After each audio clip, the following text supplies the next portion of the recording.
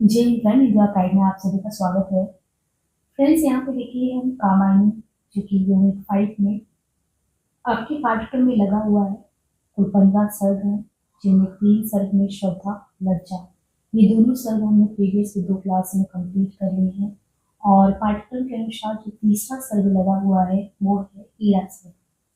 तो हम ईड़ा सर्ग पर बात करने वाले हैं। और कथानक आपको पता ही होगा, कामायनी में प्रलय के पश्चात मनोनितान अकेले बैठे होते हैं, श्रद्धा कैसे आशा का संचार करती है, फिर काम और वासना से ये कर्म के क्षेत्र में आते हैं।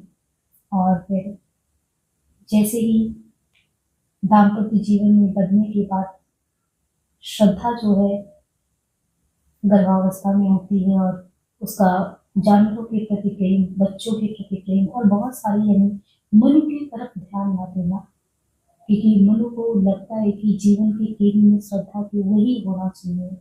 और फिर वो वहां से उसका मोह भंग होता है और ये किस तरह सारस्वत प्रदेश की तरफ चल पड़ता है, ईर्ष्या से, ईर्ष्या भाव से अलग होकर। और फिर से बुद्ध के प्रतीक के तौर पर यहाँ प्रसाद जी ने ईड़ा को माध्यम बनाया है और ईड़ा के माध्यम से बुद्धि से आपका परिचय कराया है। तो इसमें ईड़ा जो है बुद्धि के प्रतीक, उससे हम परिचय प्राप्त करेंगे कि इस सब के माध्यम से जो है क्या कहना चाहते हैं प्रसाद जी। जैसे लज्जा के माध्यम से एक स्त्री के जीवन में मन के विकारों में लज्जा कितना आवश्यक अंग होता है, श्रद्धा कोमलता की प्रतीक है, उसी तरह यह बुद्धि की प्रतीक है। और बुद्धि हमें क्या क्या करवाती है वो हम इसमें देखेंगे।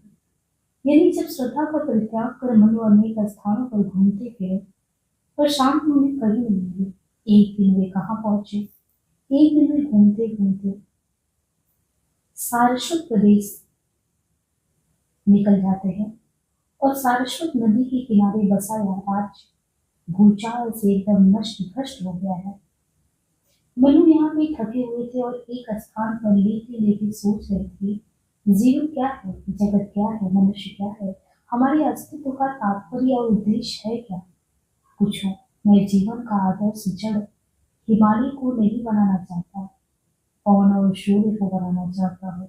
मैं आकर्मण्यता को प्रश्रय नहीं देना चाहता, कर्मशील बनना चाहता हूँ। अच्छा, जीवन में इतनी भारी आशा और असफलताओं के बीच हृदय में इतना मोह कैसे बचा रहता है? प्राणों की यह पुकार क्या चाहती है? उजड़े सारस्वत प्रदेश की ओर देखकर उन्हें बड़ी पीड़ा हुई। विजय इंद्र के नगर की ऐसी दुर्दशा, असुरों और देवों के द्वंद्व की ये दिन उनको याद आए, जब अपने विशिष्ट सिद्धांतों पर लेकर वे एक दूसरे का व्यर्थ विरोध करते थे। फिर उन्हें श्रद्धा की याद आई। इसी समय आकाश में काम की वाणी उन्हें सुनाई दी, तुम्हारे दुख का कारण ये है कि संसार को नश्वर समझकर तुमने उसे भोगना चाहा, और भोग से बाहर सुख की कल्पना की ही नहीं। तुम स्वार्थी हो, अहंकारी भी हो, अपने दुख के लिए अपना दोष नहीं देखते, दूसरों को दोषी ठहराते हो। श्रद्धा की केवल शरीर की प्रेमी रहे तुम, उसकी निर्मल आत्मा के भीतर तुम्हें नहीं झांका। अब तुम जिस नवीन मानव राज की स्थापना करने जा रहे हो मनो, उसमें सदा द्वेष, कलह, संकीर्णता, भेद, निराशा, पीड़ा का ये पीड़ा साम्राज्य रहेगा। भविष्य में प्राणियों के भक्त में भेद, प्रेम में स्वार्थ रहेगा। यहाँ जहाँ तुम हो, रात दिन युद्ध होंगे। मनुष्य यहाँ भाग्यवादी, अज्ञानी, अहंकारी होगा। ललित कलाओं में कभी किसी अस्थायी वस्तु की सृष्टि नहीं रह सकेगी। जन्म से लेकर मृत्यु पर्यंत उनके जीवन में घोर अशांति ही छाई रहेगी। काम की वाणी से मन उदास हो गए। इतने में प्रभात काल हुआ और उस रम्य वातावरण के पथ पर उन्होंने एक अनित्यम सुंदर बालिका देखा। वो सुंदरी बालिका को देखकर मनो लालायित हुए। और उस सारस्वत प्रदेश की राजकुमारी जो थी वो थी ईड़ा, और उस प्रदेश की महारानी थी। जब वो मनु के पास आई तो दोनों ने एक दूसरे को अपना परिचय दिया। ईड़ा ने जब अपनी उजड़ी राजधानी में मनु का स्वागत करना चाहा, तब उन्होंने अपने दुख की चर्चा उससे की। ईड़ा ने कहा, मैं तो ये समझती हूँ कि सुख प्राप्ति के लिए मनुष्य को अपनी बुद्धि से काम लेना चाहिए। ईश्वर पर निर्भर रहना सबसे बड़ी मूर्खता है। यह पृथ्वी तो अनंत ऐश्वर्यों से भरपूर है और मनुष्य इसका एकमात्र स्वामी है। ऐसी दशा में उसे क्या आवश्यकता पड़ी कि वह किसी अलग शक्ति के सामने सिर झुकाए। ये बात मनु को समझ में आ गई और वे उस दिन से ध्वस्त साराष्ट्र साम्राज्य के पुनर्निर्माण में लग गए। ये समझाया किसने था? बुद्धि ने, यानी ईड़ा ने। अब यहाँ के प्रसाद जी कहते हैं कि इस गहन गुहा से अधीर झंझा प्रवाह सा निकला ये जीवन विक्षुब्ध महासमुद्र ने सात विकल परमाणु पुंज नग्न अनल चित्तेवरण्य भयभीत सभी को भय देना भय की उपासना भी विलीन प्राणी कटुता को बांट रहे जगती को करता अधिक दीन निर्माण और प्रतिबद्ध विनाश में दिखलाता अपनी क्षमता संघर्ष कर रहा सबसे विराग सब पर ममता अस्तित्व चिरंतन धनु से कभी छूट पड़ा है विषम तेल इस लक्ष्य भेद को शून्य की।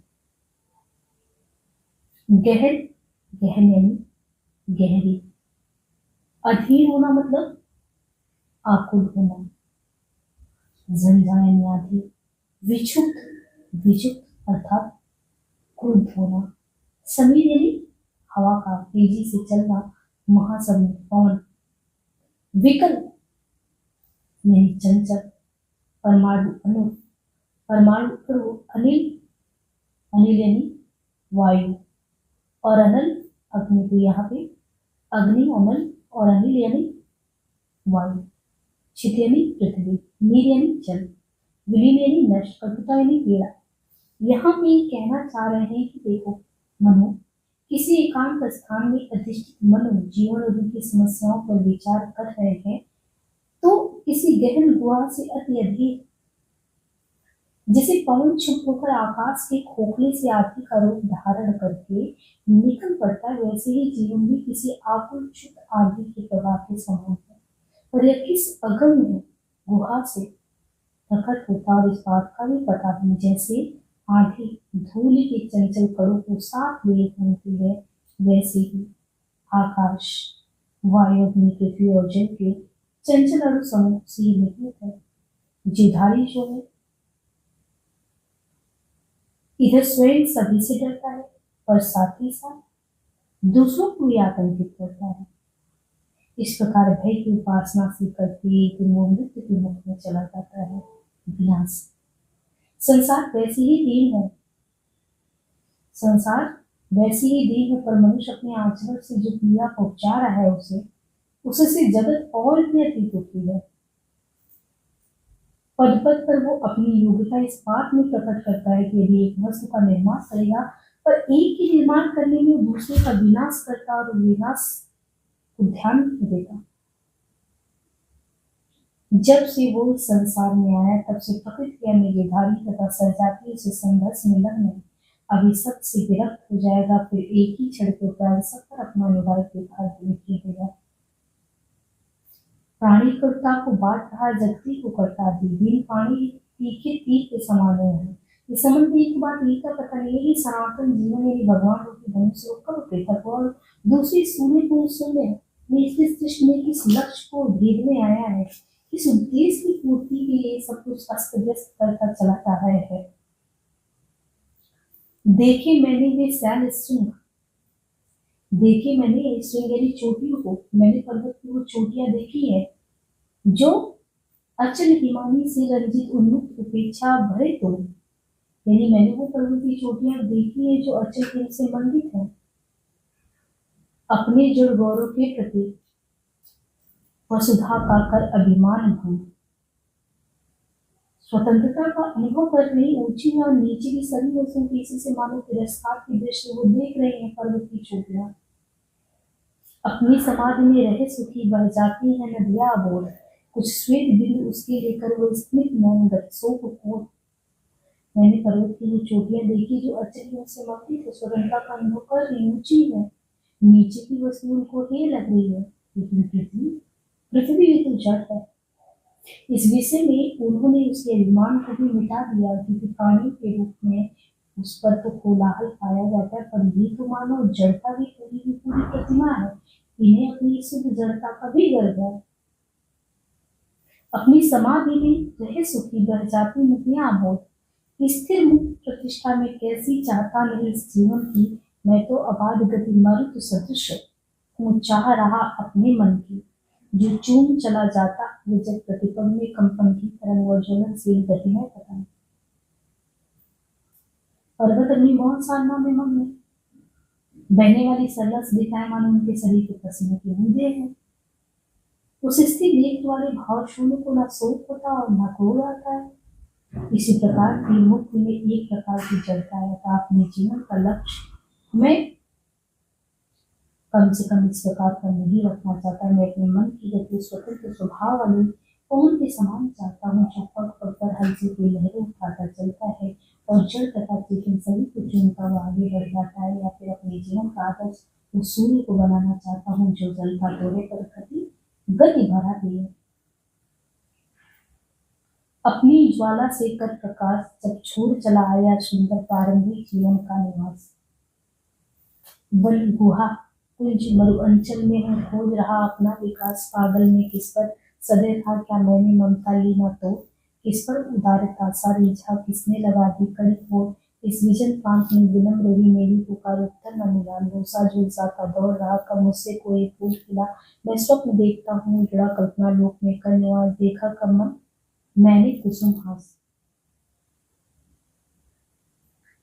अपनी ज्वाला, ज्वाला किस कहते हैं, एक तरीके से ज्वाला मतलब हृदय की आग से भी ज्वाला, प्रकाश यानी आलोक चमक, प्रारंभिक घर, प्रारंभिक जीवन का मतलब श्रद्धा का घर। कहते हैं कि जिस दिन जीवन के प्रथम सुंदर निवास स्थान में अपने हृदय की अग्नि यानी ईर्ष्या से आग लगाकर मैंने उसे क्या किया, छोड़ चलाया। उसी दिन से मैं वन गुहा कुंज मरुभूमि आदि सभी स्थानों में इस उद्देश्य से घूम रहा कि कहीं अपनी उन्नति का मार्ग तो पाऊं। पागल में मैं पागल हूँ, इस पर सहिदे रहा, किसी को मैंने दया नहीं की।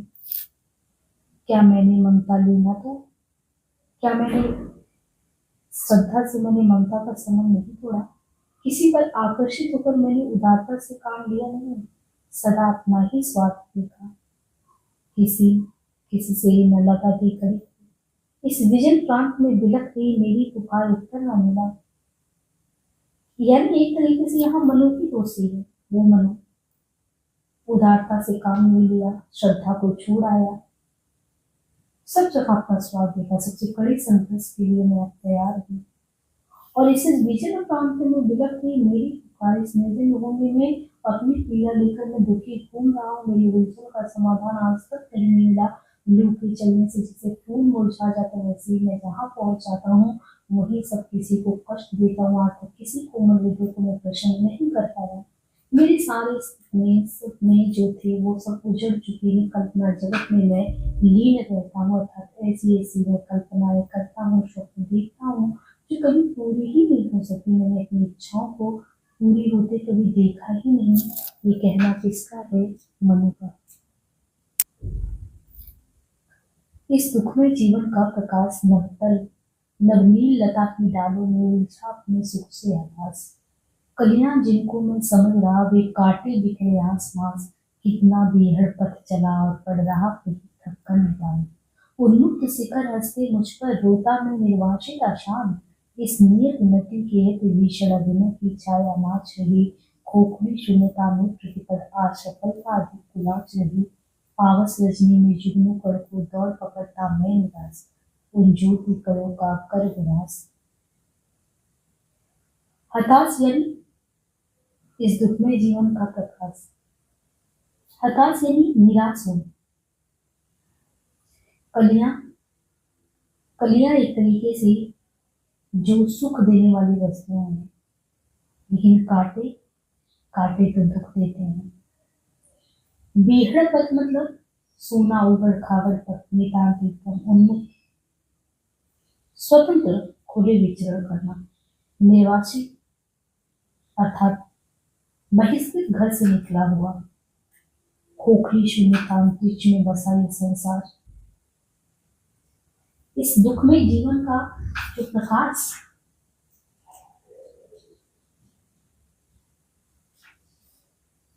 ये इस दुखमय जीवन का प्रकाश नव नील लता की डालों में, नीला आकाश उसी नीली लता के समान है जिसमें अनेक टहनियां हैं, और ये अनेक टहनियां हो जैसे टहनियों पर उजले फूल नीचे रहते हैं, उसी प्रकार आकाश में सूर्य चंद्र और नक्षत्रों के रूप में प्रकाश उलझा हुआ है।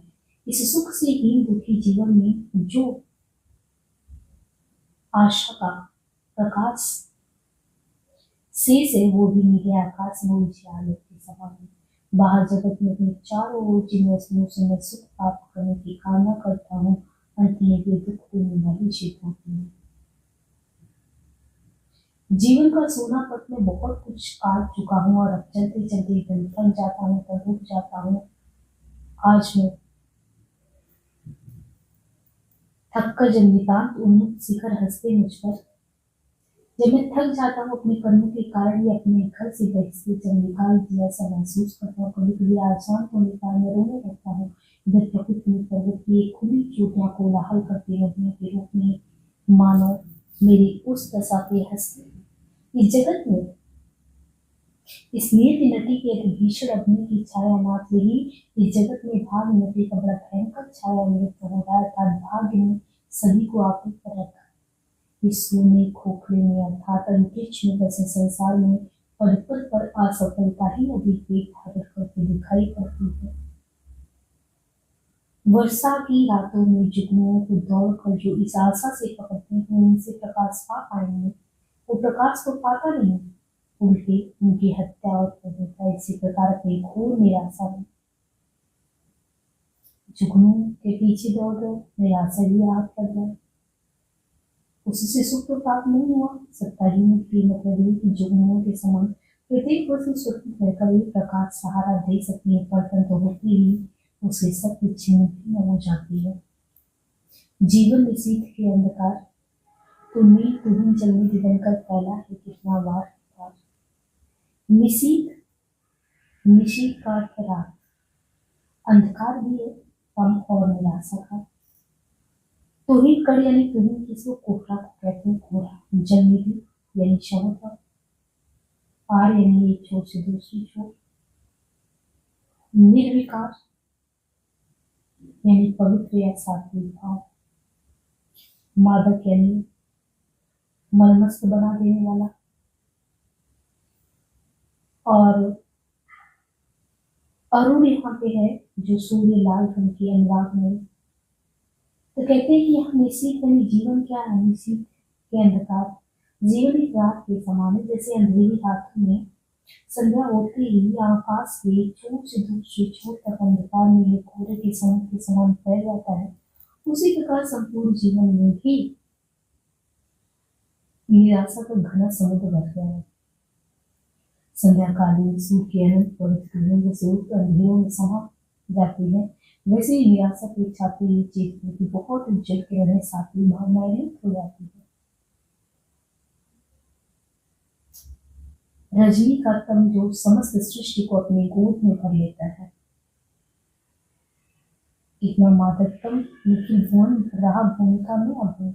रजनी का तम जो समस्त सृष्टि को अपनी गोद में भर लेता है, स्वभाव से इतना मादक होता है उसमें प्राण मस्त होकर शयन करते हैं। इसी प्रकार निराशा जो अपने में मनुष्य के सारे जीवन को समेट लेती है, स्वभाव से इसी तामसी देती वाली है कि जिस पर छाती है उसे निष्क्रिय बना देती है। यानी जब आपके तामसिक भाव छाता है तो आपको सक्रिय नहीं, आपके जीवन को निष्क्रिय बना देता है, कुछ काम नहीं करने का मन करता है। पर छिपे छिपे प्रतिक्षण उसके स्वरूप में कुछ भी परिवर्तन होता रहता था। कुछ काल के लिए तो अंधकार के समान निराशा साकार होकर हमारी आंखों के सामने खड़ी हो जाती है, पर एक समय आता है जब वो दूर हो जाती है और फिर प्रभात काल होते ही रजनी के अंधकार में जैसे सूर्य की किरण एक ज्योति रेखा फूट उठती, उसी प्रकार निराशा में ममता की एक क्षीण उजली अरुणवर्णी रेखा विकसित होती है। यह मूर्त भावना निराश वाणी को वैसे ही प्रिय लगती है जिसे सौभाग्यवती महिलाओं के लहराते बालों के भी मांग का सिंदूर भरने लगता है। ये निराशा प्राण को एक प्रकार से सदैव तुम ही को अपना विश्राम भेटनाए रहता है, अर्थात प्राण को सदैव तुम ही से घिरे रहते हैं। हे निराशा, तुम मोह रूपी बातों की विस्तृत छाया हो। भाव ये है कि मन में जितना भारी मोह होगा, उतनी बड़ी निराशा जीवन में उत्पन्न होगी। और अरे निराशा है, तुम्हें तो माया सामग्री का केस कला कहना चाहिए। मतलब ये है कि जैसे रमणी की शोभा उनके बालों से केसों से, उसी प्रकार माया के शासन की शोभा निराशा से है। उर्मिलाल कुमित कुमकुम चूर भरा रिचिर निवास विश्राम प्राण के मोह जलत छाया उदार माया रानी के केस भार। यानी यह जगत माया के अधिकार में चल रहा है। ये निराशा फैलाकर भी अपना प्रभुत्व प्रकट करती है। जीवन निशीथ के अंधकार तो घूम रहा विलासा के नवज्वलन धूम सा दुर्निवार, जिसमें अपूर्ण लालसा कसक चिंगारी सी उठती पुकार। यवन मधुवन की खिंदी बह रही, चूम कर सब दिगंत दिगंत। मन शिष्य की क्रीड़ा नौकाएं बस दौड़ लगाती हैं। कुहकिनी अपलक वृत्त के अंजन, हंसती तुझमें सुंदर चलना। धूमिल रेखाओं से सजी चंचल चित्रों की नौकलना। इस चित्र का श्यामल पत्नी छाई के प्राण की पुकार, पर नील प्रतिध्वनि न पाकार। जीवन निशीथ के अंधकार, जीवन एक रात है और उसकी निराशा उस रात में व्याप्त अंधकार, जिसमें कुछ सोचता नहीं, जिसमें सुख का प्रकाश ही नहीं। ये निराशा कहते हैं कि जैसे आग को धुएं से ज्वलन धुएं सा दुर्निवार। ये निराशा जैसे आग के धुएं को पृथक नहीं कर सकती, वैसे कामनाओं की आग से तुरंत जो उठा हुआ उस धुएं के समान हृदय में अनिवार्य रूप से घुमड़ती, उससे छुटकारा नहीं मिलता। जैसे आग से चिंगारियां उठती हैं उठती हैं, उसी प्रकार तुम्हारे कारण इच्छा पूरी नहीं हो पाती। वो अपनी पूर्ति के लिए और जो टीस उठती वो अपनी शांति के लिए पुकार मचाती रहती है। यवन मधुवन की कालिंदी बह रही, चूम कर सर्दी करी। यवन मधुवन में बहने वाली यमुना के समान, जैसे यमुना अपने जल से चारों दिशाओं को छू कर रहती, उसी प्रकार यवन अपनी सरसता से सभी को प्रभावित करता हुआ आगे रहता है। मन शिशु को क्रीड़ा नौकाएं बस दौड़ लगाती हैं। शिशु की कागज की नाव जैसे कालिंदी में एक बार घूम कर भी किनारा नहीं पाती, उसी प्रकार यौवन काल में भोले मन में अनेक भावनाएं होती जो कभी पूरा ही नहीं होती। जिस प्रकार माला अपनी रंगी की आंखों में अंजन रेखा काली होने के लिए आकर्षक लगती, उसी प्रकार ही निराशा तुम अंधकार में होने कर भी या आकर्षक छिपाए हुए हो कि किसी दिन तुम्हें से आशा कर सकेगा। जिस प्रकार चित्रकार बुनी रेखाओं ही से सुंदर सजीव चित्रों की सृष्टि कर देता है, उसी प्रकार ही निराशा तुम्हारे धुंधले आवरण में आशाओं की सजीव मूर्तियां चंचलता से घूमती रहती है। इस चित्रवाद श्यामल पत्नी छाई की प्राणों की पुकार बनी प्रतिध्वनि न पाता। जिस प्रकार हरे भरे कुंजों में कोकिल कूकने लगती है, उसकी वह पुकार असीम आकाश में प्रतिध्वनित होती, उसी प्रकार ही निराशा जब तुम सभी प्रकार के सुखों से दूर करती हो, तब अपने सामने अंधेरा पक्ष पाकर प्राण पीड़ा से भर कराह उठते हैं। भाव ये है कि दुखी मनुष्य को सभी स्थान पीड़ादायक सा लगता है। ये उजड़ा सोना नगर प्राण, जिसमें सुख दुख की परिभाषा विध्वस्त शिल्प सा हो निहा, निज वक्त रेखाओं से प्राणी का भाग बने आसान। इतनी सुखमय स्मृतियां पूर्ण ऋषि बनकर मरणाती भी क्यों, इन ढेरों में दुखपुरी कुर्सी बट रही जीवन पत्र जियो। आती दुलार को हिचकी से सोनो कोनों में करक भारे, इस सूखे तरु पर मनोवृत्ति आकाश बेल सी रही हरी। जीवन समाधि के खंडक पर जो जल उठते दीपक अशांत बुझ जाते हुए स्वयं शांत।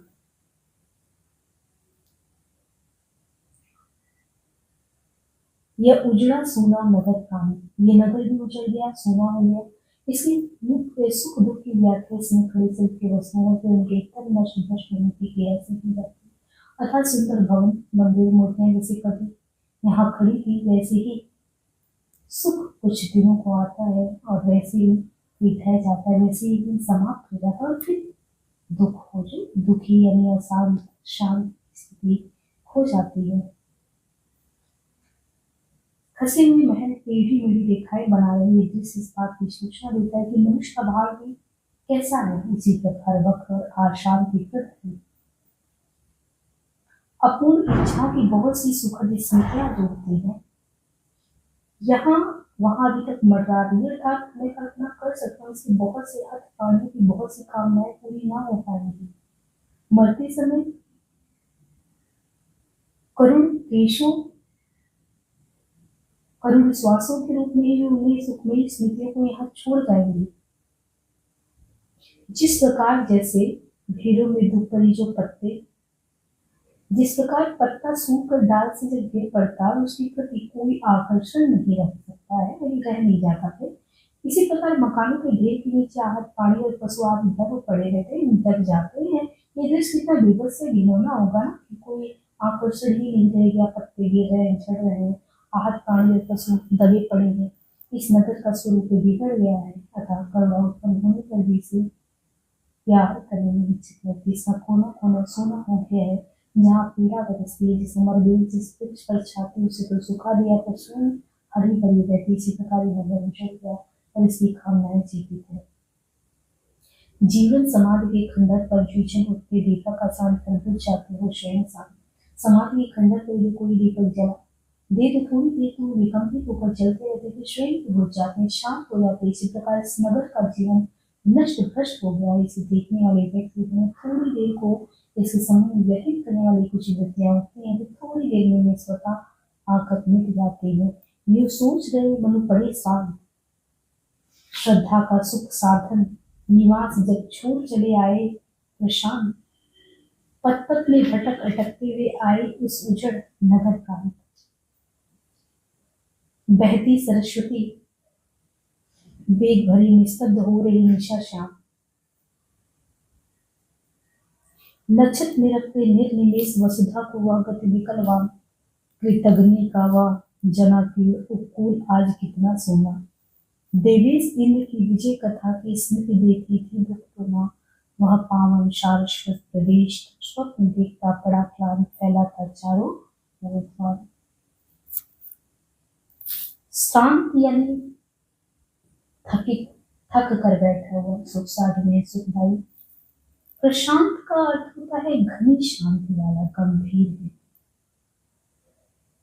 मनु यहाँ पे सोच रहे हैं, थक कर किसी स्थान पे पड़े, सोच विचार में कि जिस दिन वो श्रद्धा का सुखदायी शांति प्रति निवास स्थान छोड़ दिए, उसी दिन से वे कभी किसी मार्ग पर निकल जाते हैं, कभी किसी इसी प्रकार भूलते भटकते रुकते हुए कहाँ आगे आज की उजड़ नगर प्रांत में आ गए हैं।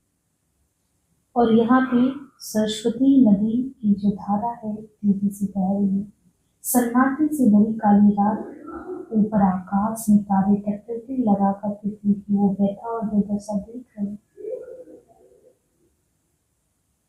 विकल सा वृत्तासुर को मारने वाले इंद्र का नदी तट पर बसा नगर जो कभी पानियों से भरा पूरा था, आज वो कैसे सूना पड़ा है। इस स्थान पर देवताओं के अधिपति इंद्र ने असुरों पर विजय प्राप्त की थी, स्मृति को और भी दुख दे रही।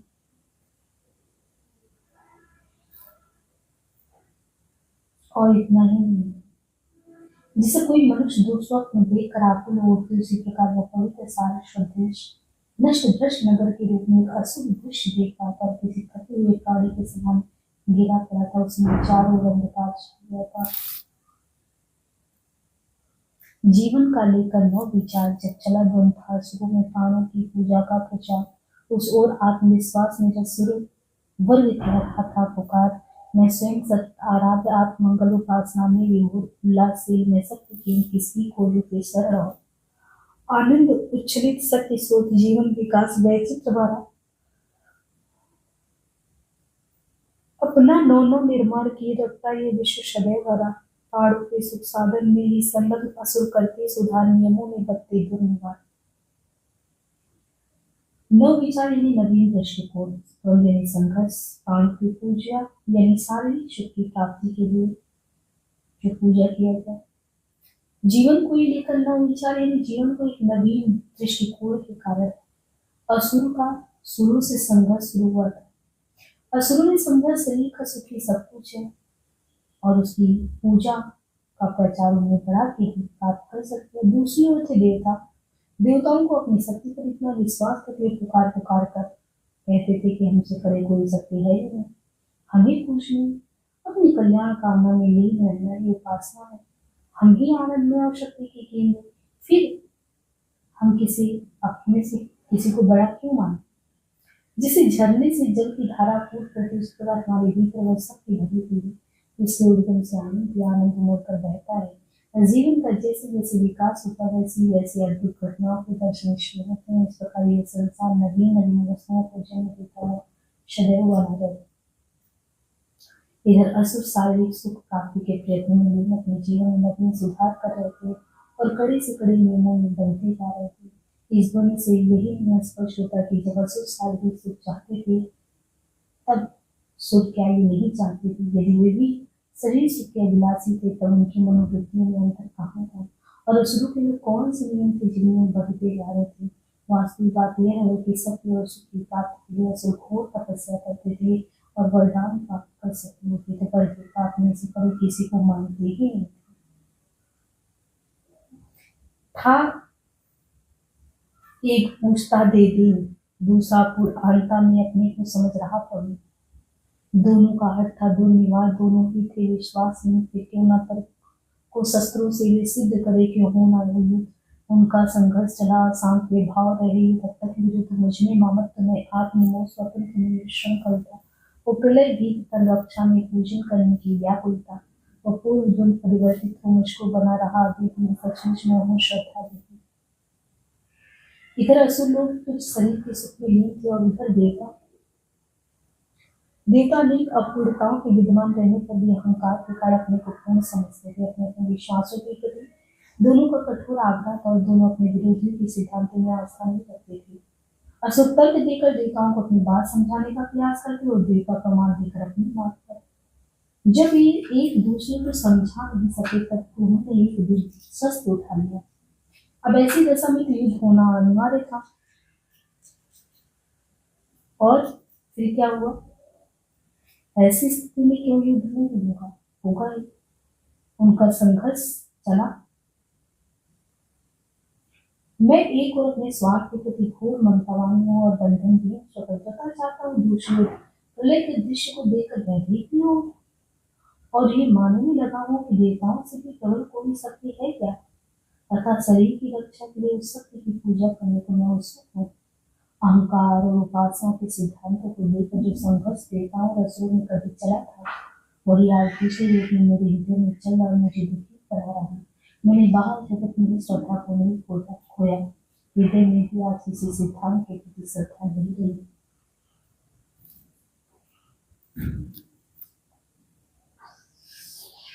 मनु, तुम श्रद्धा को कैद हो उस पूर्ण आत्मविश्वास में को उड़ा दिया था। समझो तुमने तो संपासक विश्व जीवन धागे में रहा जो क्षण बीते सुख साधन में उनको ही वास्तव लिया मान। वासना तृप्ति ही स्वर्ग बन गए उल्टी मत का व्यर्थ है। तुम भूल गए पुरुषत्व में कुछ सत्ता है नारी की, समरसता है संबंध बनी अधिकार और अधिकारी की। जब कुर्सी ये वाड़ी थी कि कंपित करके हम पर अकुल मन को जैसे चिपकाया से मन तुमने श्रद्धा को भुला दिया। वो श्रद्धा आत्मविश्वास में आत्मा की प्रेरणा के पूर्ण रूप से आचरण करने वाली उस नारी इतना हल्का समझा जैसे रोई। इसी से उसकी बातों पर तुमने ध्यान नहीं दिया। तुम्हें विश्वास हो गया कि संसार नाशवान और जीवन एक कच्चे धागे में झूल रहा था। किसी समुद्र में के हल्के झटके से वो नष्ट हो जाएगा। तुमने केवल उन पलों को सार्थक समझा जो तुम्हारे भोग में कटेगा। वासना की तृप्ति ही तुम्हारे लिए स्वर्ग है। तुम्हारी दुर्बुद्धि नहीं थोड़ा ज्ञान तुम्हें समझता। मैं पुरुष हूँ। इस अहंकार में तुमने बुला दिया कि नारी का भी संसार में अपना कुछ अधिकार है। तुम नहीं जानते कि अधिकारी पुरुष और वस्तु नारी के बीच वास्तविक संबंधों में पारस्परिक समानता के व्यवहार है। अर्थात पुरुष की ये बहुत भारी भूल है कि यदि वो अपने को स्वामी समझे और नारी को सेविका मात्र। असीम आकाश को कांपती हुई जब तीखी ध्वनि गूंज उठी तब मन के हृदय में कांटे से कसक उठी कि क्या मैंने सच में इतना गलत किया। वो चुप गया सोल मन में। ये कौन? अरे फिर वही काम जिसने इस भ्रम में डाला छीना जीवन का सुखेरा, प्रत्यक्ष लगा होनी अति जिन घड़ियों का विशेष नाम वरदान आज उस कलयुग का कंपित करता है अंतरंग, अभिशाप पाप की ज्वाला से जल रहा आज मनोरंग। बोले मनु क्या मैं भ्रांत साधना में ही अब तक लगा रहा, क्या तुमने श्रद्धा को पाने के लिए नहीं सासने का, पाया तो उसने भी मुझको दे दिया हृदय निज अमृत धाम, फिर क्यों ना हुआ मैं पूर्ण काम। ये कौन बोल रहा है, ये तो निश्चय पूर्वक फिर वही काम भी है, ये वही काम है जिसने मुझे चक्कर में डाल रखा है और सुख और शांति का कारण कर लिया। इस दिवाली को सुनते ही अतीत की जो घटनाएं केवल नाम मात्र को शेष रह गई थी, वे आंखों के सामने फिर एक एक करके मेरे आने लगेंगे और उन बीते दिनों का सुखमय जीवन बीते को आज मेरे हिला जाता है, कंपित कर जाता है। आज मेरा मन और शरीर दोनों दुख और पीड़ा की आग में फिर से जा रहा है। बोले मनु, मनु ने कहा क्या मैं ध्यान साधना नहीं अब तक लगाया। मेरी बात का उत्तर दो, क्या अब तक जो मैंने किया वो ठीक नहीं था? क्या तुमने अत्यंत आस्था के साथ मुझसे यही नहीं कहा था कि मैं श्रद्धा को प्राप्त करूं? मैंने तुम्हारी बात मानकर उसे प्राप्त किया हुई। उसने मुझे अपना पूर्वक अतीत किया जो केवल मधुर कल्पनाओं से करता हूँ। मैं जानना चाहता हूँ कि इतना होने पर भी मैं संतुष्ट क्यों नहीं हुआ। मनु, उसने तो कर दिया दान, वो हृदय प्रणय से पूर्ण सरल जिसमें जीवन का भरा माप, जिसमें चेतनता की केवल निशांत प्रभा से जुटी है। और तुमने तो पाया सदैव उसकी सुंदर जड़ देह मात्र, सौंदर्य जगत से भर लाए केवल तुम अपना गरल मात्र।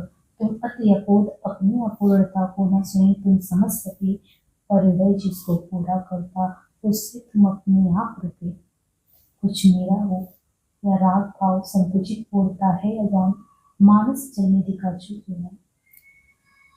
मनु, मनु को संबोधित करते हुए, हे मनु, श्रद्धा ने तो अपना वो हृदय तुम्हें दे ही दिया था जो छल विहीन प्रेम से परिपूर्ण और जीवन के वास्ते का सोते था। वो हृदय सात्विक अनुभूतियों की कांति से आवृत्ति था, पर तुमने तो बस उसके जड़ देह को ही देखा, श्रद्धा के चेतन को नहीं देखा। उसके सुंदर जड़ शरीर के प्रेमी बने रहते हैं। शोक की बात यह कि सुंदरता के समुद्र में से तुमने केवल हलाहल का प्याला बना। तुम अपने को बुद्धिमान समझते हो, मैं कहता हूँ तुम बहुत बड़े मूर्ख हो, बहुत बड़े मूर्ख हो। अपनी कमियों को तुम स्वयं ही नहीं समझ रहे। श्रद्धा से विवाह करके उसके सहयोग से उन कमियों की पूर्ति तुम कर सकते थे, पर तुमने अपने विकास का पथ स्वयं बंद कर दिया। इस स्वार्थ भावना की जो कुछ हो मेरा हो, ये था तुम्हारे मन में। उस परिचय से तुमने पाया क्या? पूरा करते तुम अपने आप को, लेकिन तुम्हारे अंदर क्या था? जो कुछ हो मेरा हो। मनुष्य की पूर्णता को सीमित करती और एक प्रकार का यह अज्ञानता है। जैसे छोटी सी नौका से समुद्र नहीं पार किया जा सकता, उसी प्रकार मन के समुद्र को तुच्छ स्वार्थ की नैया से नहीं चढ़ा जा सकता था। जिस मन में स्वार्थ समा गया उसका विकास तो बंद हो ही जाता है। यदि एक ही समुद्र से अमृत के और विष दोनों निकलते हैं, यदि उनमें से कोई सुधा को ना लेकर हलाहल ही स्वीकार करता है, उसे बुद्धिमान तो नहीं कह सकते। सुंदरता बात शरीर की भी होती है, यह विष है, और आंतरिक वो पीयूष है। यह किनारे के हृदय को अवहेलना कर केवल उसके शरीर पर दृष्टि रखता है, वो तो मानो विस्फान कर, और तुमने तो सिर्फ विस्फान किया। हाँ, अब तुम बनने को स्वतंत्र सब कलुष ढाल कर औरों पर रखते हो अपना अलग कर। द्वंद्वों का उद्गम तो सदैव शाश्वत रहता हुआ एक मन। डाली में कंटक संग कुसुम खिलते मिलते भी न नवीन, अपनी रुचि से तुम बिखरे हुए जिसको चाहे ले रहे भी। तुमने तो प्राणमयी ज्वाला का प्रलय प्रकाश न ग्रहण किया। हाँ, जलन वासना को जीवन भ्रमतम में पहला स्थान दिया। विकल प्रवर्तन हो ऐसा जो नीति चक्र का बने वो साफ भरा तक प्रजा कर। ये दूसरी बात है कि तुम स्वतंत्र होने के लिए अपने दोस्त को दूसरे के साथ मिलना चाहते हो और एक तीन बात का प्रतिपादन कर रहे हो। ये निश्चित सी बात है कि मन में विरोधी भाव का दिन सदा होता रहा है, सदा होता रहेगा। डालने पर काटे हुए साथ खुले जुड़े नवीन फूल खिलते तुम्हारी रुचि के आकर्षण पर निर्भर है कि चाहे तुम काटे चुन लो या फूल दे दो। यही दशा मनोभाव की मन की डाली में असत वृत्तियों के साथ सद्भावनाओं के कुछ खुलते हैं। इस संबंध में मनुष्य स्वतंत्र को भली बुरी कैसी भावनाओं को पोषित करता है। दो ही चीजें हैं, तो तुम्हारी रुचि पे डिपेंड करता है। आग से प्रकाश भी फैलता और धुआं भी। तुम्हारे प्राणों में जो आग जली उससे प्रेम का प्रकाश फूटा, तुमने उसे स्वीकार न किया, पर भ्रम से हृदय में जलन छोड़ने वाली वासना के धुओं को जीवन में तुमने आधार बना लिया। भविष्य में अपनी एक प्रजा बनाकर राज्य की स्थापना करने तुम जा रहे हो।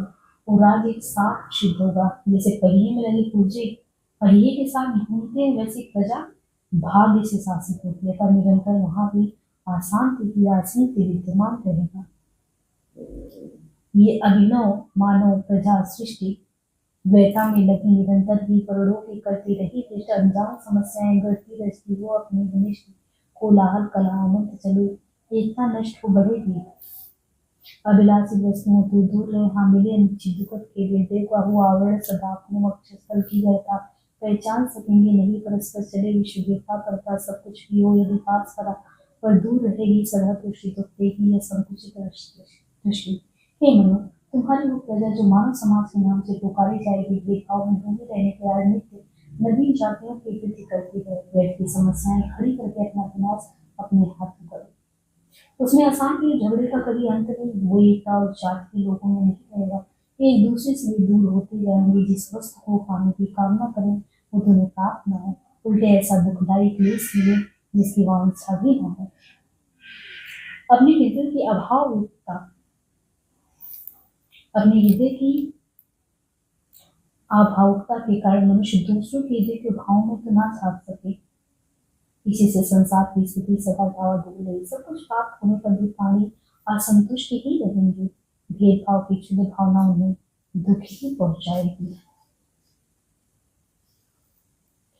अनवरत उठे कितनी उमंग, अनवरत उठे कितने उमंग, चुंबित हुआ जलधर से अभिलाषाओं के सैल से, जीवन में हाहाकार भरा उठती पीड़ा की तरंग, लालसा भरे यमन के दिन पत्थर से सुख जाएगी, संदेह नहीं उत्पन्न रहे उनसे संकट सदा सभी, फैलेगा स्वजन का विरोध बनकर तम वाली श्याम अमा, दारिद्र दलित विल खाती हो ये सस्य श्यामला प्रकृति रमा, दुख नीरद में बने धनुष बदले नर कितने नए रंग, बन तृष्णा ज्वाला का पतन। अनवरत यानी लगातार, उमंग यानी लालसा, चुंबन यानी चुमी हुई छुए बादल जाना, जलधरी में बादल छुए चोटी संकेत यानी दुखी। इधर भी एक प्रकार की लालसाएं तो बराबर उठती ही रहती हैं वो चीजें, लेकिन जिसे पहाड़ की चोटी से बादल टकराता है वैसे इच्छाओं से आंसुओं को संपर्क रहे, अर्थात मन की कामनाएं जो है वो आंखों में आंसू लाने का कारण बने। और इतना ही बादलों के बरसने से नदी बनती है और पहाड़ी भूमि में हाहाकार मचाती तारंगे टूट तो आगे बढ़ती, इसी प्रकार आंसू के बरसने से भी जीवन में हाहाकार आता है। और इतना ही नहीं, यौवन के दिन पतझड़ से यौवन के दिन इच्छाओं से भरे रहते हैं, पतझड़ के समान सूख जाते हैं, यौवन में भी ढल जाता है। संदेह नए उत्पन्न रहे उनसे संतप्त, नए नए संदेहों से दुखी तथा भयभीत होने जो अपने हैं उन्हीं का विरोध ऐसे फैल जाए जैसे अंधकार से कठोर अमावस्या जिसमें कुछ भी सूझता नहीं। और दारिद्र दलित दिल खाती वो शस्यामला प्रतिपन्न, दुख नीरद में बने धनुष बदले में भी कितने मेरे, अन्न से हरी करिए प्रकृति लक्ष्मी दरिद्रता से खुशी जाकर दुखी रहे, जैसे बादलों में जो धनुष अनेक रंग झलकाता है उसी प्रकार दुख पड़ने पर मनुष्य अपने आचरण को स्थिर नहीं रख सकेगा, कभी कोई मक्कारी करेगा, कभी कोई लोभ से वह ऐसे ही भस्मभूत रहता है जैसे पतंग दीपक पर छिड़क सकता है। वो प्रेम न रह जाए गुण, अपने स्वार्थों से आवृत हो, मंगल रह सकूर सभी थी, सारी संस्कृति वो विरह वही गाते बीते करोड़ गीत, आकांक्षा जलने की सीमा हो, क्षिति निराशा सदा रख, तुम राग विराग करो सबसे अपने को कर सत्सा व्यक्त, मस्तिष्क हृदय के हो विरुद्ध दोनों में हो सद्भाव है। वह चलने को जब कहे कहीं तब हृदय विकल चल जाए कहीं, ये होकर बीते सब वर्तमान क्षण सुंदर अपना हो अति प्रेमों में झूले हार जीत, पवित्र भाव से कोई प्रेम नहीं करेगा, श्रेय का रहस्य स्वार्थहीनता नहीं, इसी से जीवन में मंगल चाहता है, पर भविष्य में प्रेम स्वार्थ से ढका रहेगा और इसलिए संकीर्णता और आहिस्ता का होगा। ऐसी दशा में विरह संसार व्यापी होगा और मनुष्यों का जीवन पीड़ा के गाते गाते व्यतीत होगा। कामनाओं की समुद्र का अंत सदैव निराशा के रक्त बड़ी क्षितिज पर ही जाकर होगा, अर्थात हृदय की बड़ी से बड़ी जो इच्छाएं अभिलाषाएं हैं वो अंततः निराशा में जाकर पड़ी होगी, जो रुलाते रुलाते आंखों को लाल लेकर होंगी। तुम राग विराग करो, सबसे अपने को कर सस्ता है। मनुष्य विभिन्न प्रकार के सैकड़ों संबंध स्थापित कर किसी के प्रति अनुराग प्रदर्शित करेगा, किसी के प्रति द्वेष, और इस तरह मस्तिष्क हृदय के हो रहे वृत्त, बुद्धि और हृदय एक दूसरे के विरुद्ध, ये दोनों में सामंजस्य नहीं रहेगा, सद्भाव में। उस चलने को जब कहे कहीं तब हृदय भी चल जाए कहीं। बुद्धि किसी मार्ग के जैसे चलने को कहेगा, हृदय अपने आगे दूसरे मार्ग पर। वर्तमान की समस्त पल रोते रोते कटेंगे, अतीत का सुखी सुंदर स्वप्न के समान कहीं लौट गया। जय पराजय की झूले पर दूसरे वेग से झूलते रहोगे, अर्थात मनुष्यों का सारा जीवन झड़ते ही बीत गया। संकुचित असीम अमूर्त शक्ति जीवन को बाधा में पथ पर ले चले, नींद से भरी भक्ति। संकुचित यही सीमित, अमूर्त यही अचूक जो विफल ना हो, अहंता यही अहम भाव अभिमान। कहते हैं कि संकुचित असीम अमूर्त शक्ति जीवन को बाधा में पथ पर ले चले, नींद से भरे भक्ति, या कभी अपूर्ण अहंता में वो राग में सी महाशक्ति। व्यापकता नियति प्रेरणा बन अपनी सीमा में रहे व्यंत, सर्वज्ञ ज्ञान का क्षुद्र रस विद्या बनकर कुछ रहे चंद प्रचेषण, कर्तव्य शकल बनकर आगे न छाई सी ललित कला नित्यता विभागित हो, पल पल में काले निरंतर चले धरा। तुम समझ ना सको बुराई से सुविच्छा की है बड़ी शक्ति हो, विफल तर्क से बनी। मनुष्य के भीतर कहते हैं कि संकुचित सीमा असीम अमोघ शक्ति। मनुष्य के भीतर वो शक्ति चाहिए जिसकी कोई सीमा नहीं, जो विफल नहीं होती, पर वो अब सीमित हो जाएगी। ईश्वर की भक्ति भी भेदभाव से पूर्ण हो गया था। कोई उसकी उपासना जो है किसी रूप में करे, कोई किसी रूप परिणाम नहीं होगा, उनका जीवन संकटों के पथ पर अग्रसर होगा। पर ये होगा कि मनुष्य अपने अहम भाव के कारण अपूर्ण नहीं, कभी कभी वो मोह में पड़ेगा, आवश्यकता से अधिक आसक्ति का परिचय देगा। भाव ये कि यदि या तो विरोध करेगा या मोह करेगा, दोनों दशाओं में वो जब भी करेगा तो संकट का आगमन संकट को ही बुलावा देगा।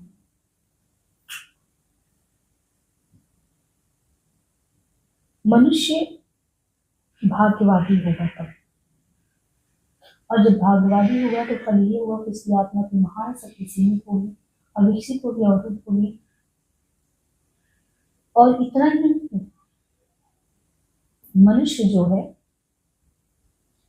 बहुत भाग्यवादी जब होगा, बहुत थोड़ी विद्या प्राप्त करके ही ज्ञान में अपने को सर्वज्ञ ज्ञान का क्षुद्र अंश होगा, लेकिन अपने आप को पूर्ण रूप में समझे। ललित कलाओं की रचनाओं में उनका सारा कर्म नश्वर होगा। ललित कला में नश्वरता थी। ललित कला की रचना में उनका सारा कर्म नश्वर होगा, अर्थात वास्तुकला, मूर्तिकला, चित्रकला, संगीत कला, इस समय कुछ निर्माण नहीं कर पाएंगे। हमारे भीतर ये चेतना रहनी चाहिए कि जैसे जैसे काल व्यतीत हो रहा है, हम विकास की ओर जा रहे हैं, नित्य अमर जीवन प्राप्त करने जा रहे हैं, पर ये मनुष्य का मोह में लीन रहकर प्रत्येक क्षण अपनी सी अमरता से दूर होता है। समय देख कर लगता है कि सब कुछ तो व्यर्थ हो रहा है।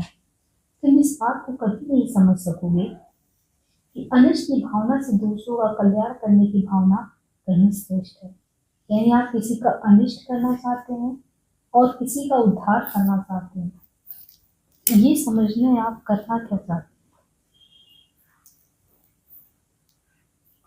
तुम इस बात को कभी नहीं समझ सकोगे और जीवन सारा बन जाएगा युद्ध। उस रक्त अग्नि की वर्षा में बह जाए सभी जो भाव छो, अपनी शंकाओं से व्याकुल तुम अपने ही होकर विरुद्ध, अपने को आगे किए रहो, दिखलाओ निष्कृति स्वरूप। वसुधा की समतल पर उन्नत चलता फिरता हो धर्म स्वरूप, श्रद्धा इस संस्कृति की रहस्य व्यापक विशुद्ध विश्वास में सब कुछ देकर नवनिधि अपने, तुमसे ही तो वो छली गई हो, वर्तमान से वंचित तुम अपने भविष्य में रहो रुद्ध, सारा प्रपंच ही हो असुध। मनुष्य का जो ये सारा जीवन है मनुष्य का सारा जीवन युद्धों में समाप्त है। ऐसे भयंकर युद्ध होंगे ना कि ऐसे से अग्नि और पानी के सभी कटने से रखती वर्षा। तुम सोए हुए अनेक प्रकार की आशंकाओं से अपने मन में उत्पन्न होंगे, दुखी रहोगे। तुम्हारा जो वास्तविक स्वरूप वो ढक जाएगा, एक बनावटीपन दिखेगा। तुम उस पृथ्वी पर जिस पर क्षमता का व्यवहार वांछनीय, एक उद्धत अहंकार के सजीव कीड़े के समान होगे, जहां भी जाओगे केवल और केवल अपने दम का परिचय दोगे। श्रद्धा इस संस्कृति की रहस्य, श्रद्धा ही इस सृष्टि का रहस्य है, अर्थात प्रेम, अर्थात जीवन के विकास शांति के लिए करुणा त्याग आदि के जो आदर्श श्रद्धा ने तुम्हारे सामने रखे, वही एक उचित पालन करने योग्य है। उसी से सुख शांति की कामना कर सकते थे, पर उस श्रद्धा का हृदय अगाध पवित्र विश्वास पूर्ण था, वो छल कपट रही थी। पर जहाँ अपने हृदय की समस्त नदी भाव की नदी को उसने तुम्हें अर्पित किया था, वहां पे भी तो चली गई। इसका परिणाम ये होगा कि तुम वर्तमान के सुख से वंचित होकर भविष्य की चिंता में अटके रहोगे। ये एक व्यक्ति को खोने से तुम्हारे जीवन की बात हुई, पर यदि मानव जाति की श्रद्धा विहीन रही, अर्थात दया और परोपकारी भाव से दूर दूर तक का कोई वास्ता नहीं, इस सारा जो सृष्टि के उनके मार्ग में चले गया। श्रद्धा जो रहस्य, श्रद्धा सर्वे जो रहस्य श्रद्धा का जीवन में, ये यहाँ पे समझाया गया।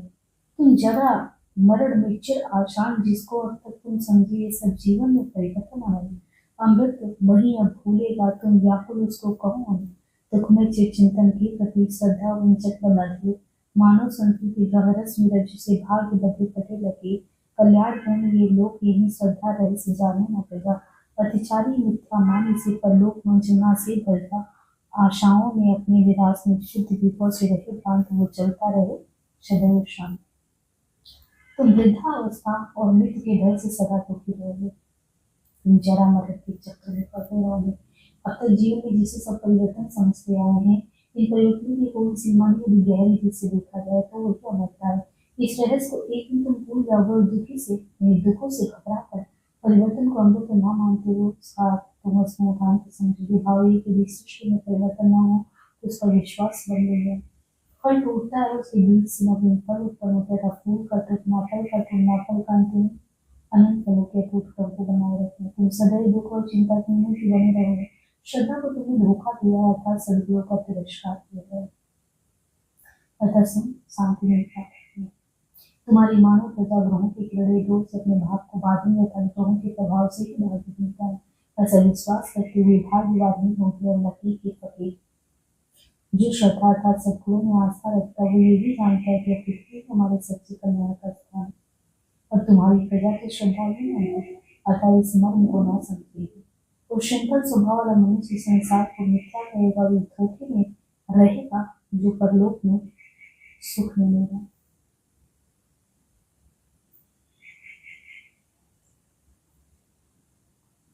अभिशाप प्रतिध्वनि हुई नवसागर के अंतः स्थल में, जैसे छिप जाता महामेघ मृदु मरुत लहर में फेणु पंखारागढ़ झिलमिल हुए दिन। निस्तब्ध मौन था अखिल लोक चंद्र, तंद्रालस था वो विजन क्रम। रजनी पंकुजीभूत स्वदेश मन श्वास ले रहे थे आशान। वे सोच रहे थे आज वही मेरा अदृष्ट बन के आया, जिसने डाली थी जीवन भर पहले अपनी काली छाया। लिख दिया आज उसने भविष्य यात्रा चलेगी अंतहीन, अब तो अवशिष्ट उपाय ढूंढेगी। अभिशाप प्रतिद्वंदी हुई काम की वो साफ बुरी वाही इस प्रकार आकाश में विलीन हो गई है, जैसे समुद्र के भीतर कोई महामत्स्य मछली एकदम समा जाती है। जैसे पानी में डुबकी लेने से बुदबुदे जो है फेनोपन वो उठने लगते हैं, उसी प्रकार आकाश से समुद्र में कामदेव की प्रवेश करती है, कैसे मुद्दों की लहरें चल पड़ती है, झिलमिलाने लगती है। और उस समय निस्तब्ध मौन था कि लोग पंद्रह लाख का बोझ विजन था।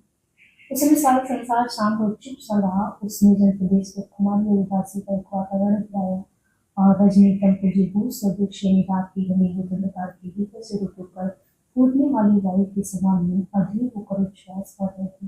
वे सोच रहे थे आज फिर वही काम है, हमारा भावी विधाता बन रहा है, जिसने पहले मेरे जीवन पर अपनी असली छाप लगाई थी, उसने आज मेरा भविष्य निश्चित कर दिया। अब तो जीवन के अंत तक कष्ट भोगना ही है, पीड़ा से मुक्ति का कोई उपाय अब शेष नहीं है।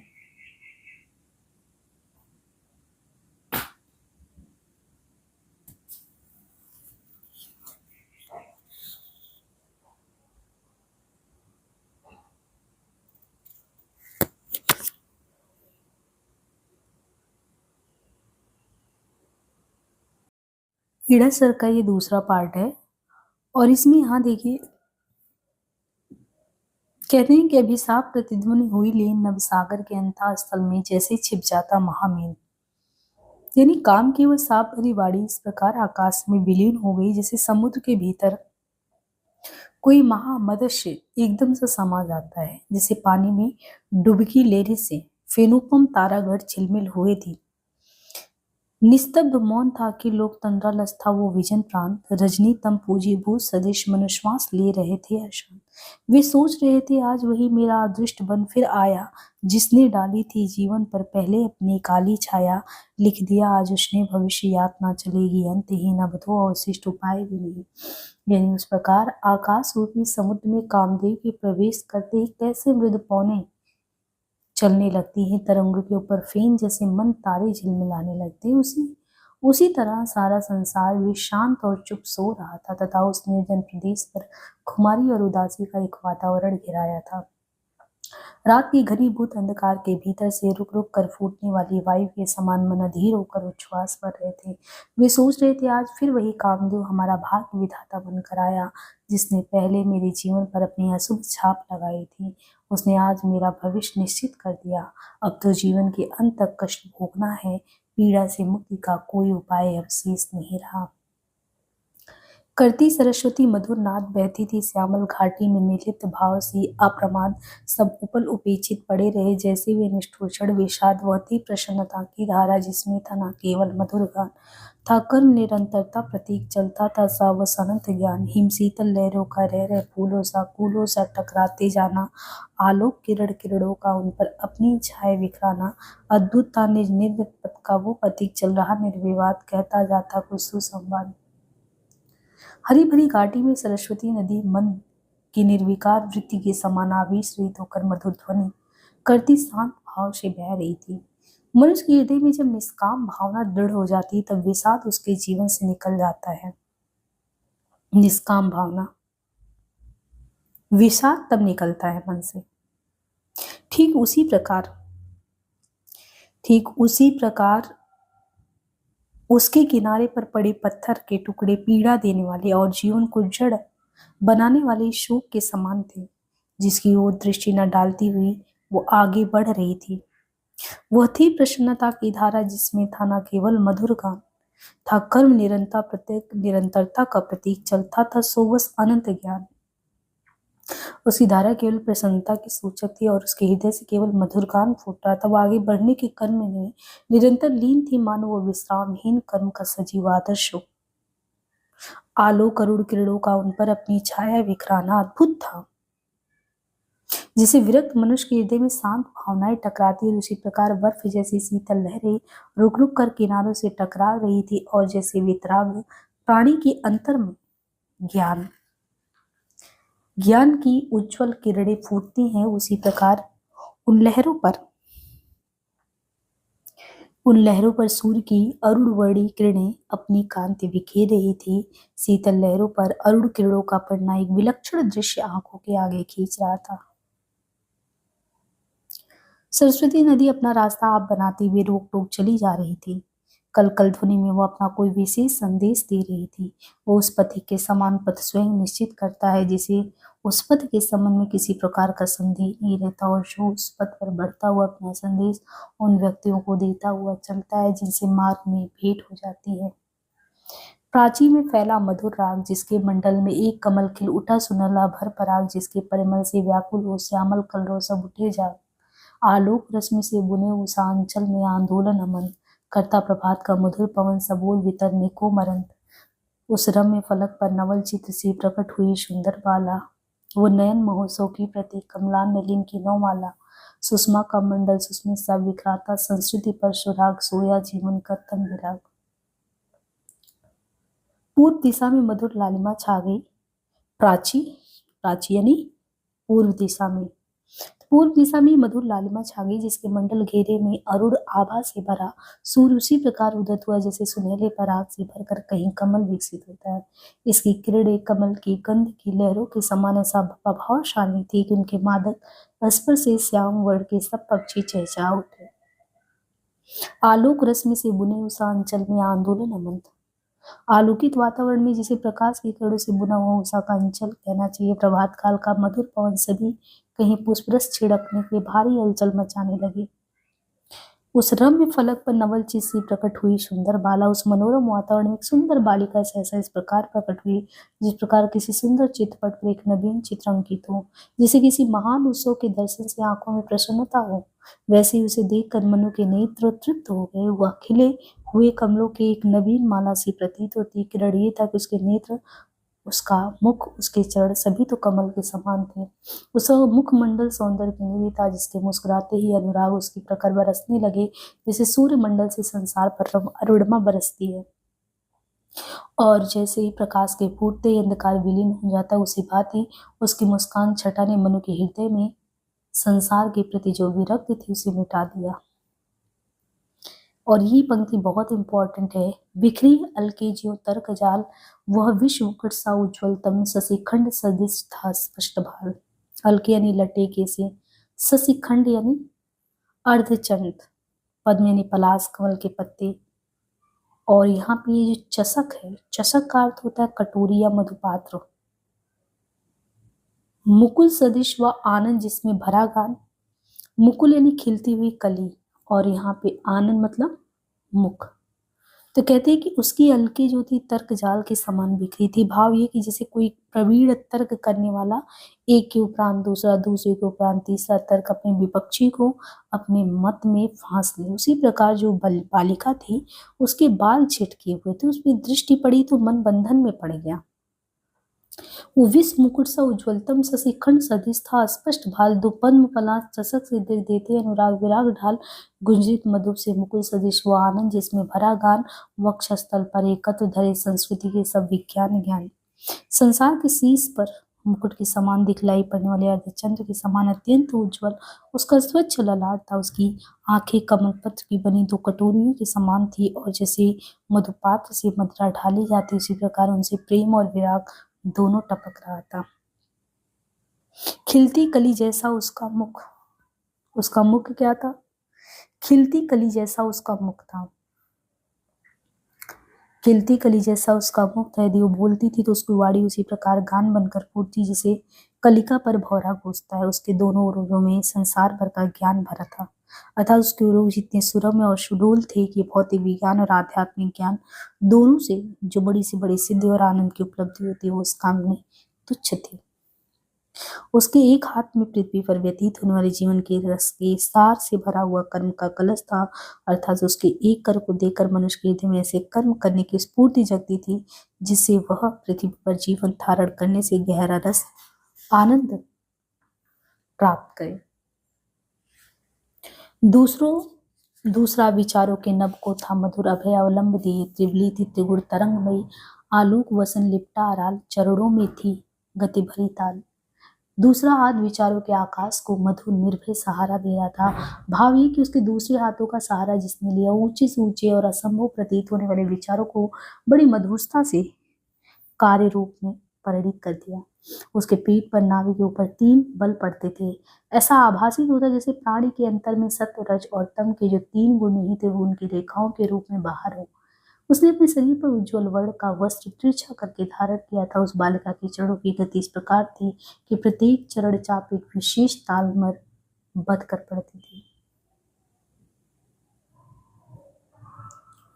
नीरव थी प्राणों की पुकार, मूर्छित जीवन सा निस्तरंग निहार गिर रहा था पार, निस्तब्ध अलस बनकर सोई चलती न रही अंचल बयार, पीता मन मुकुलित कंज आप अपनी मधुबूंद मधुर यौन, निस्वन दिगंत में रहे रुद्र सहसा बोले मनु अरे कौन, आलोकमयी निस्मित चेतनता आई वह हेमवती छाया, तंद्रा के स्वप्न तिरोहित थे बिखरी केवल उछली माया, वह स्पर्श दुलार पुलक से भर बीते युग होता पुकार, वीचियो नाचती बार बार।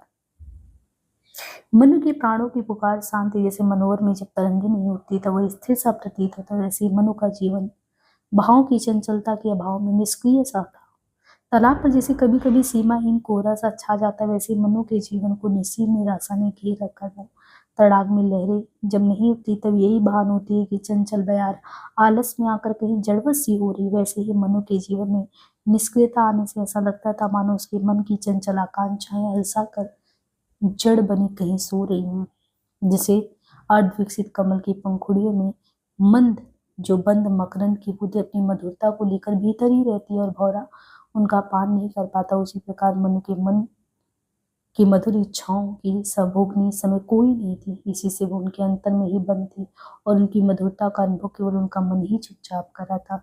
अब तक वे एक शब्दहीन वातावरण में बंदी थे, अर्थात इस प्रवास काल में उनसे बात करने वाला कोई नहीं था। इस बालिका को देखते उसके मुख से अकस्मात ये सब निकल पड़े, अरे सुनहली जिसके शरीर की कांति है उज्ज्वल, जिसकी मुस्कान ऐसी प्राण धारी, ये बालिका है कौन? प्रभात काल में जैसे नींद के टूटने पर सपने विलीन हो जाते हैं और उषा की उजली छटा फैल जाती, वैसे मनु अपने जीवन को सार्थक बनाने के लिए स्पष्ट विचारधारा में लीन थे। वो दूर हो गई और उन्हें लगा कि अब आशा भरा एक उज्जवल पथ सामने है। इस बालिका की सुंदरता के मधुर स्पर्श से मन बड़ा गदगद था और किरणों के छूते ही लहरें सरोवर में नृत्य करने लगती। प्रतिभा प्रसन्न मुख सहज खोल वो बोली, मैं हूं इड़ा, कौन तुम यहाँ पर रहे डोल, नासिका नुकीले के पतले पुट परख कर स्मित अमोल, मनु मेरा नाम सुनो वाले, मैं विश्व पथिक सा रहा क्लेश। प्रतिभा सिद्धि पर मुख को खोलकर वो बालिका सहज भाव से बोली, मेरा नाम एड़ा है, पर यहाँ घूमने वाले तुम कौन हो, अपना परिचय दो। जिस समय उसने यह प्रश्न किया उस समय उसकी नुकीली नासिका के पतले पुट फरक रहते और उसके अधरों पर विलक्षण मुस्कान थी। मनु ने उत्तर दिया, मैं विश्व पथिक सा रहा क्लेश, मेरा नाम मनु है, संसार पथ का मैं एक पथिक हूँ और दुखी हूँ। स्वागत, और देख रहे हो तुम्हें उजड़ा सारा शुद्ध प्रदेश, भौतिक हलचल से चंचल हो उठा देश ही था मेरा, इसमें अब तक हूँ पड़ी इसी आशा से आए दिन मेरा, मैं तो आया हूँ देवी बता दो जीवन का क्या सहज मोल, भव के भविष्य के द्वार खोल, मेरा नाम मनु है, मैं पथिक हूँ। एड़ा बोली, देखो मैं तुम्हारा स्वागत करती हूँ, पर तुमसे छिपा नहीं कि मेरा ये सारा शुद्ध प्रदेश आज उजड़ चुका है और यह मेरा राज्य था, पर भूचाल से यह अस्त व्यस्त हो गया है और मैं यहाँ इस उम्मीद से रुकी हूँ कि संभव है कि मेरे दिन फिर बदले। मनु बोले, हे देवी, मैं तुम्हारे निकट ये जानने के लिए आया हूँ हमारे जीवन का वास्तविक उद्देश्य क्या है, संसार का भविष्य क्या है, इस रहस्य का उद्घाटन मैं तुमसे चाहता हूँ। इस विश्व कुहर में इंद्रजाल जिसने रचकर फैलाया ग्रह तारा विद्युत नखतमाल, संसार की भीषणतम तरंग सा खेल रहा वो महाकाल, तब क्या इस वसुधा के लघु लघु प्राणी को करने को सभी उस निष्ठुर की रचना कठोर केवल विनाश की रही जीत, जिसने संसार रूपी इस गुफा गृह में ग्रह तारा नक्षत्र बिजली और नक्षत्रों के समूह कई जादू रचकर फैलाया, वही महामृत बनकर समुद्र के घोर भयंकर तारों तरंगों के समान। तब क्या उस निष्ठुर की ये कठोर रचना इसलिए कि पृथ्वी के छोटे से छोटे प्राणी को भयभीत करे, तब क्या केवल विनाश ही का मूल है? यदि ऐसा तो संसार के मूर्ख मनुष्य जिस वस्तु का स्वभाव विनाश है उसे आज तक सृष्टि क्यों समझते रहे? सृष्टि का तो अर्थ निर्माण है, विनाश नहीं। रहा इस संसार के स्वामी के संबंध में कोई होगा, उसकी चिंता तुम क्यों करते हो, जिसके कोने तक हमारे दुख की पुकार नहीं पहुंच सकती? हमारे छोटे से छोटे सुख के चारों ओर देखें, उस निष्ठुर की रचना कठोर केवल विनाश की रही जीत, तब मूर्ख आज तक क्यों समझे सृष्टि उससे जो नाश नहीं, उसका अधिपति होगा कोई, जिस तक दुखी न पुकार गई, सुख नीड़ों को घेरे रहता, अविरत विषाद का चक्रवाल किसने पठे दिया डाल। हमारे छोटे से छोटे सुख को सुख चारों निरंतर घेरे रहता है, दुख का यह पर्दा संसार पर न जाने किसने डाला है। शनिका सुदूर व नील लोक, जिसकी छाया सा फैला है ऊपर नीचे या गगन सो, उसके भी परे सुना जाता कोई प्रकाश का महाओ, वो एक किरण अपनी देकर मेरी स्वतंत्रता में सहाय, क्या बन सकता है नियति जाल से मुक्ति दान का कर उपाय? क्या कोई भी हो सकता है, क्या बोले पागल बनना निर्भर न करे, अपनी दुर्बलता बल संभाल कर्तव्य मर पर धैर्य धरे, पथ पर पसार निज पैरों चल चलने को, जिसका राह झुके उसको कब कोई रोक सके। सनी नाम का नीलवर्ण का एक लोक है और वो यहाँ से बहुत दूर है, चारों ओर छाया हुआ आकाश जो जड़बू शोक सा प्रतीत होता, उस नील लोक की छाया मात्र। ऐसा सुनते हैं कि इस सनी लोक के परे भी एक महाप्रकाश का पुंज है, इसे लोग ईश्वर कहते हैं। तुम ही बताओ, इतनी दूर से अपनी एक किरण देकर क्या वो भाग्य के जाल में फंसे हुए प्राणियों को मुक्ति दिलाने और हमारी स्वतंत्रता प्राप्ति में सहायक हो सकता है?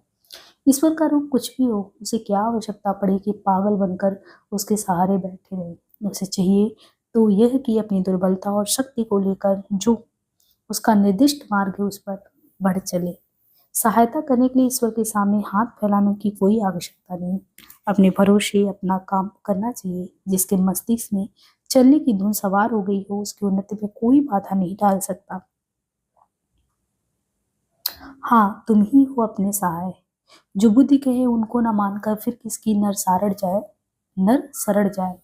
जितने विचार संस्कार रहे उनका न दूसरा है उपाय। यह प्रकृति परम रमणीय अखिलेश्वर भरी शोधक विहीन। तुम उसका पटल खोलने में परिकर कसकर बना कर मिलीन। सबका नियमन शासन करते बस बढ़ा चलो अपनी क्षमता। तुम ही इसके निर्णायक को कहीं विषमता या समता। तुम जड़ता को चैतन्य करो विज्ञान से साधन उपाय। यह सखिल लोक में रहे छाए। तुम्हें छोड़ तुम्हारी सहायता करने वाला कोई नहीं। मनुष्य को बुद्धि की बात माननी चाहिए। यदि उसका आदेश वो नहीं मानता तो फिर ऐसा कौन है जहाँ उसे आश्रय मिल सके। हमारे विचारों प्रवृत्तियों के भले बुरे शुभ अशुभ ग्रहणीय इत्यादि का निर्णय केवल बुद्धि के आधार पर ही हो सकता है। ये प्रकृति परम सुंदर है, सभी प्रकार के भोगों की दाता है, परंतु आज इसकी सुंदरता की मर्मी और इसके वैभव का संधान करने वाला कोई नहीं। अतः तुम कमर कस कर इसके भेदों का उद्घाटन करने के लिए कर्मशील बनो। सब पर नियंत्रण और अधिकार का प्रयोग करते हुए तुम अपनी शक्ति की वृद्धि करो। कहाँ भेदभाव से व्यवहार करना और कहाँ संभाव से इसका उत्तरदायित्व केवल तुम पर है।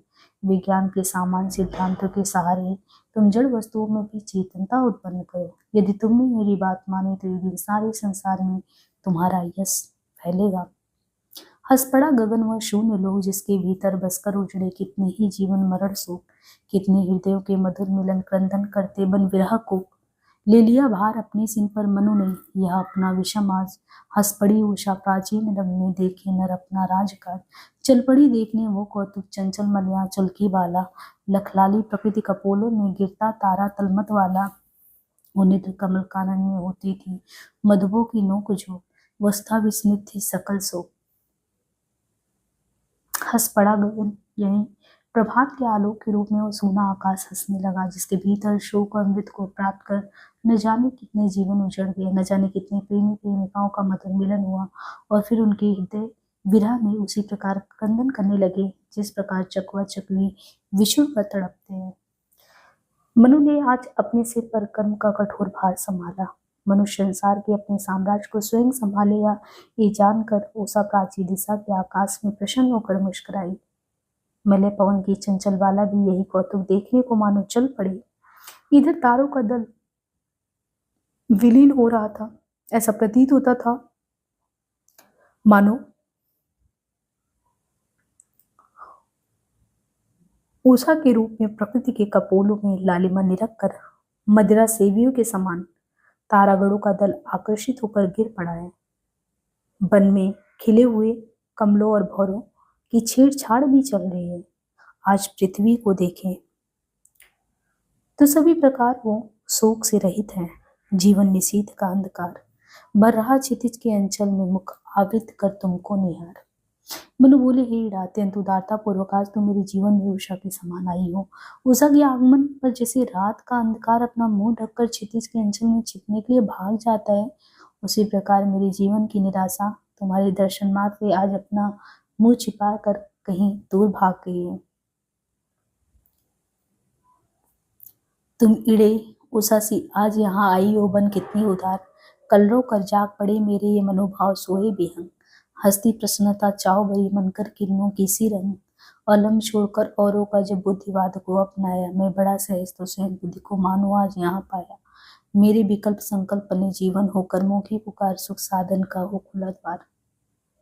उषा के आगमन पर जैसे सोए हुए पक्षी जगकर मधुर ध्वनि करने लगते हैं, वैसे ही तुम्हारे दर्शन से मेरी समस्त सुप्त भावनाएं जगकर अपनी अभिव्यक्ति कर रही हैं। उषा काल में जैसे आकाश से फूटकर किरणों की लहरें पृथ्वी पर आकर नृत्य करती, उसी प्रकार मेरे मन में उत्साह से भरी प्रसन्नता खिलखिला कर घुमट रही है। आज जब मैंने सभी का सहारा छोड़कर बुद्धिवाद का आश्रय लिया, तब मानो तुम्हारे रूप में मुझे मूर्तिमती बुद्धि प्राप्त हो गई। मैं विकास की ओर अब सरलता से बढ़ चला। अब तक जिन बातों को लेकर मैं संदेह की स्थिति में था कि इन कर्म को करूं या ना करूं, आज उन्हें दृढ़ता पूर्वक संपन्न करने का मैं निश्चय कर चुका हूं। मेरा जीवन आज से केवल और केवल कर्मों की पूर्ति के लिए रहे और इससे मेरे लिए सुख का द्वार खुल जाए।